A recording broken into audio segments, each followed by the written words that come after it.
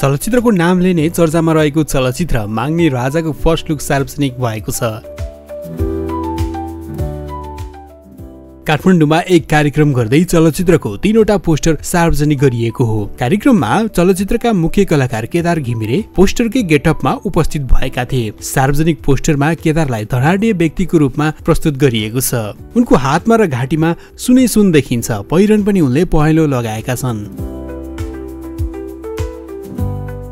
साथै अर्को पोस्टरमा केदार घिमिरे सहित वर्षा शिवाकोटी र विल्सन विक्रम राई पनि देखिएका छन्।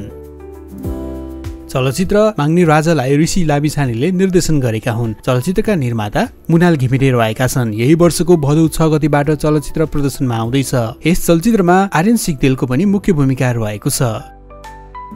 चलचित्र माग्ने राजाले एउटा भुइँमा रहेको मानिसले देख्ने सपनाको कथा भन्ने छ। चलचित्रलाई सामिप्यराज तिमिल सिन्हाले लेखेका हुन्।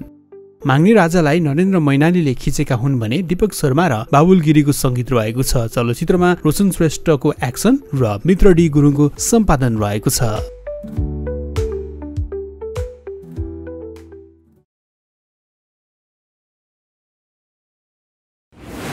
हट नेपाल।